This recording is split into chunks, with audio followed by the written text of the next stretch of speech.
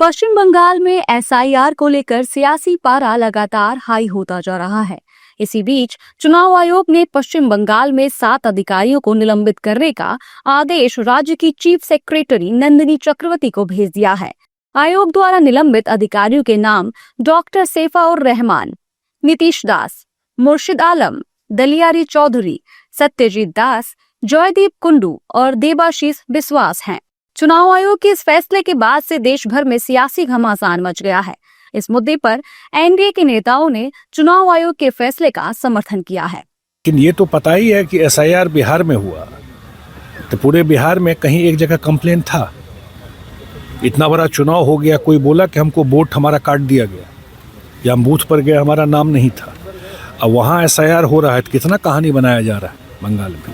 तो बंगाल में डायरेक्शन जो है दिखाई पड़ रहा है कि उनके लिए अच्छा नहीं है चुनाव। तो अपना कुछ भी और हर एक समय कुछ न कुछ क्रिएट करके रखना, तो बंगाल की अच्छी स्थिति थोड़ी ही है। पश्चिम बंगाल के जो अधिकारी हैं वो पश्चिम बंगाल सरकार के अधिकारी कम ममता बनर्जी और टीएमसी के अधिकारी के रूप में काम करते हुए ज्यादा दिखाई पड़ते हैं। यह संकेत और संदेश है उन अधिकारियों के लिए जो चुनाव आयोग के निर्देशों का पालन न करके टीएमसी और अभिषेक और ममता बनर्जी के आदेश और निर्देश का पालन करते हैं।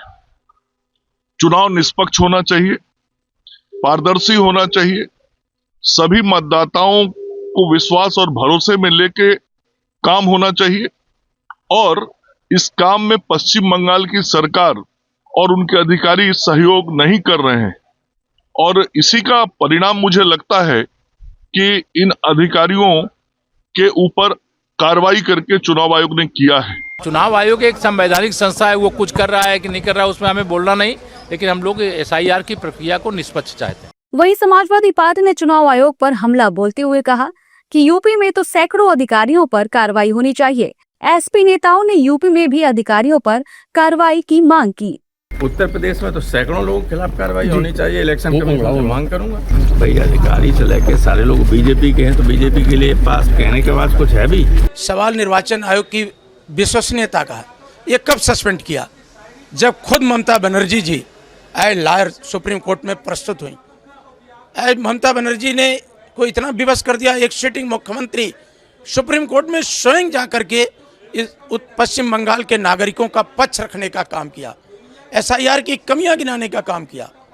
पूरा देश और दुनिया ने देखा कि एक मुख्यमंत्री स्वयं बहस में हिस्सा लिया, जिसके कारण आज निर्वाचन आयोग असहज होकर के कुछ लोगों पर प्रतीक के तौर पे कार्रवाई किया। हम उससे संतुष्ट नहीं हैं। चुनाव आयोग की इस कार्रवाई से देश का सियासी माहौल गर्मा गया है। साथ ही विपक्ष लगातार चुनाव आयोग की विश्वसनीयता पर सवाल खड़ा कर रहा है।